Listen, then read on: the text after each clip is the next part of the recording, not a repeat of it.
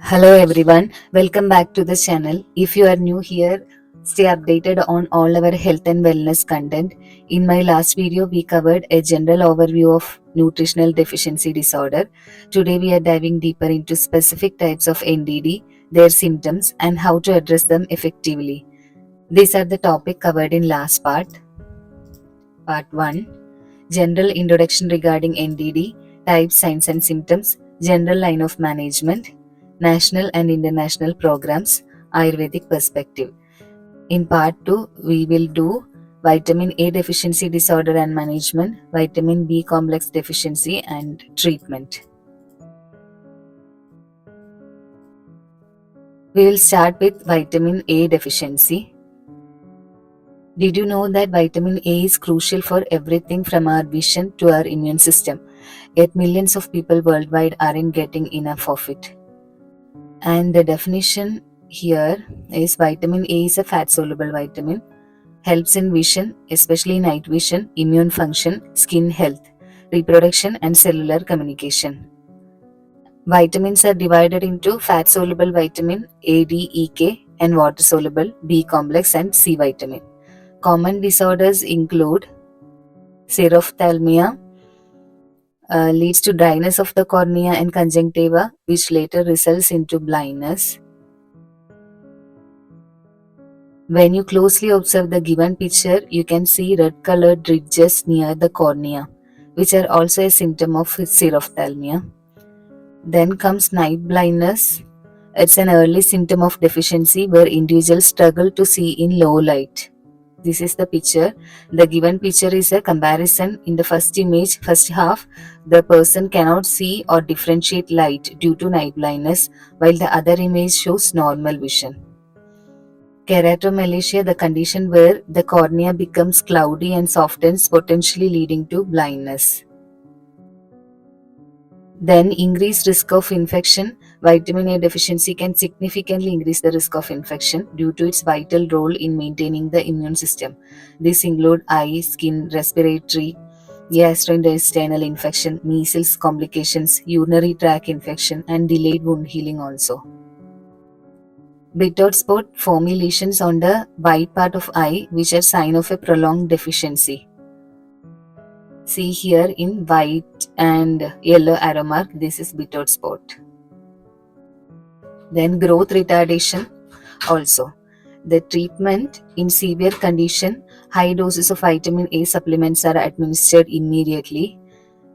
This is often done orally or through intramuscular injections, depending on the patient's condition and ability to tolerate oral intake.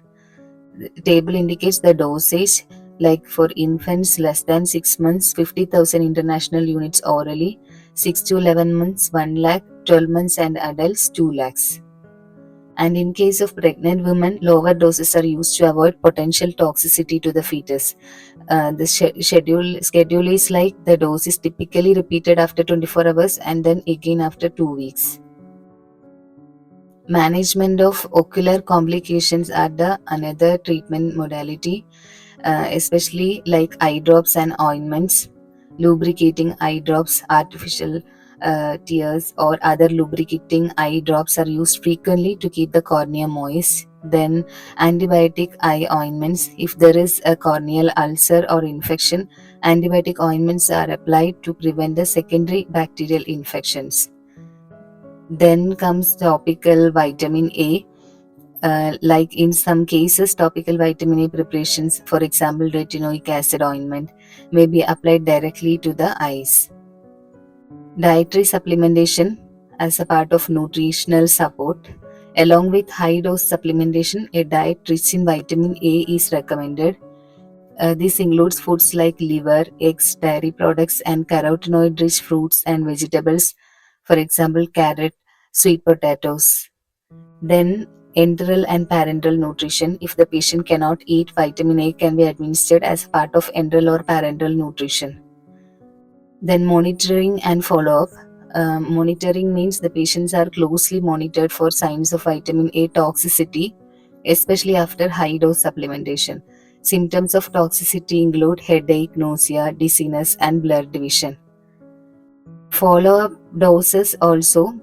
like depending on severity of the deficiency and the patient's response to the treatment, follow-up doses may be administered after 1 or 2 weeks. Then comes vision assessment. Like regular eye examinations are conducted to monitor recovery of vision and to assess the healing of any corneal damage. Addressing the underlying causes like malabsorption syndrome or infectious disease. Malabsorption syndromes are like if the deficiency is due to malabsorption, for example, in conditions like cystic fibrosis or chronic diarrhea. Treating this is cystic fibrosis. Treating the underlying cause is very crucial. Pancreatic enzyme replacement or management of chronic gastrointestinal condition might be very necessary. And infectious diseases means vitamin A deficiency is often associated with measles and other infectious diseases, especially in children. Treating the infection concurrently is very essential, therefore. Then prevention of reoccurrence, that is done by ongoing supplementation, like for individuals in high risk areas or with chronic conditions. Regular low dose vitamin A supplementation might be very much recommended as a preventive measure. Then public health interventions means in areas with widespread deficiency, fortification of staple food with vitamin A and routine supplementation programs are essential. This critical care approach is focused on rapidly correcting the deficiency and managing complications to prevent permanent damage, particularly to the eyes. Then comes vitamin B deficiencies. It can manifest in various forms depending on which the specific B vitamin is lacking. The B vitamins are a group of 8 essential nutrients that play key roles in energy production, metabolism, then red blood cell formation, and nervous system function. Vitamin B1 is thiamine. The deficiency is beriberi. The condition has two forms, wet and dry beriberi. Wet beriberi means affects the cardiovascular system, leading to heart failure, edema or swelling and shortness of breath. Dry beriberi affects the nervous system, causing numbness, tingling sensation, pain in limbs and muscle weakness or paralysis. Next is Wernicke-Korsakoff syndrome, characterized by memory loss, confusion, lack of coordination, and eye movement disorders. It's a severe neurological condition commonly seen in chronic alcoholics. Treatment include dietary, increase intake of thiamine-rich foods such as whole grains, pork, nuts, seeds, and legumes.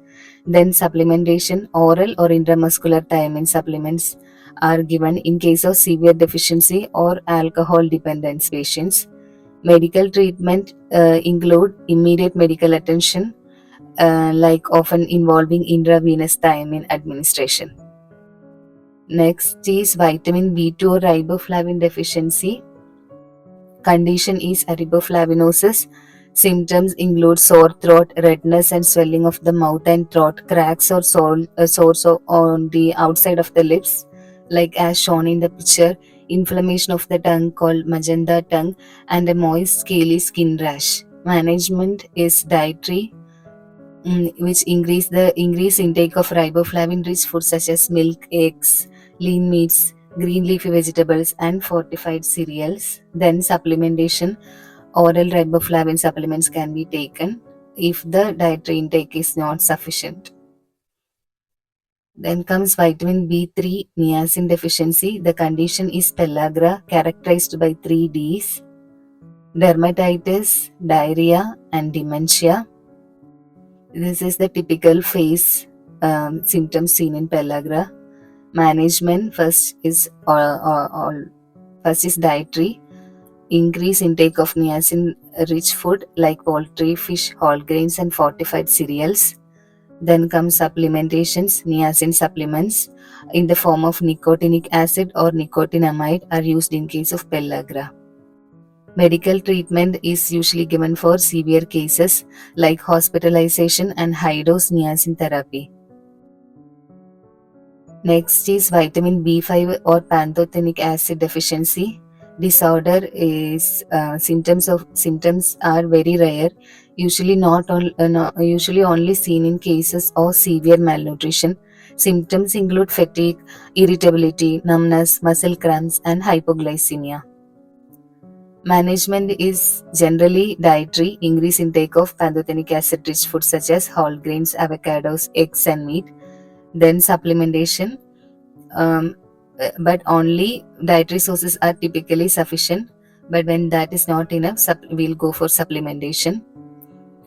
Dietary, as I told, whole grains, then eggs, avocados, and meat. Vitamin B6 or pyridoxine deficiency symptoms are anemia. Neurological symptoms like depression, confusion, seizures, and peripheral neuropathy. Dermatitis, skin inflammation, and cracking at the corners of the mouth. Management, first and foremost dietary. Foods which contain rich in vitamin B6 such as poultry, fish, potatoes, banana, and fortified cereals.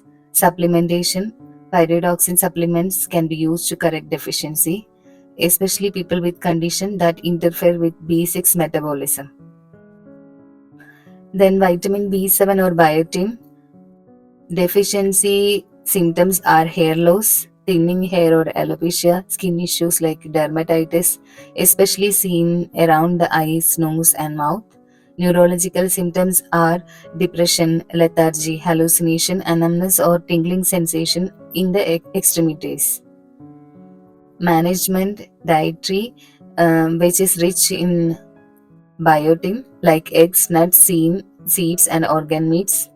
Supplementation, biotin supplementations, but deficiency is rare and usually only occur in people with genetic disorders or those who are consuming raw egg whites over a long period of time due to avidin binding biotin. Avidin is a protein found in raw egg whites that has a strong affinity for the biotin, vitamin B7. When avidin binds this vitamin B7 or biotin, it forms a complex that is resistant to the digestion and absorption in the gut, making the biotin unavailable for the body to use. This is the chemical structure of that. Vitamin B9 or folic acid deficiency. Symptoms, disorders are megaloblastic anemia characterized by large immature red blood cells.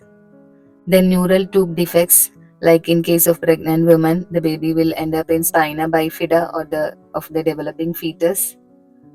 Then elevated homocysteine levels increase the risk of cardiovascular diseases.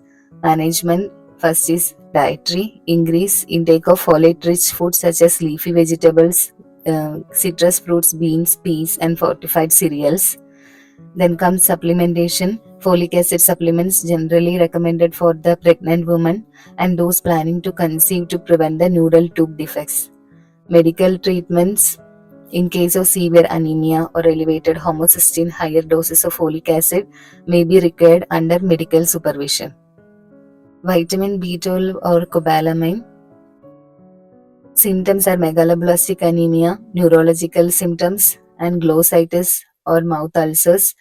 That is the inflammation of tongue and ulcers in mouth, as shown in the picture. When coming to the management, again dietary, increase intake of B12 rich foods such as meat, fish, dairy products, and fortified cereals. Vegans and vegetarians should consider fortified foods or supplements. Supplementations include oral B12 supplements, or in cases of malabsorption, then B12 injections are required. Medical treatment, regular monitoring, and lifelong supplementation may be necessary for individuals with absorption issues. So here ends our video. In our next video, we will dive into the deficiency of vitamin C, D, E, and K, along with how to treat them. I'll be working hard to get it out as soon as possible, so stay tuned. And if you have any topic suggestion, drop them in the comment section below. And thank you.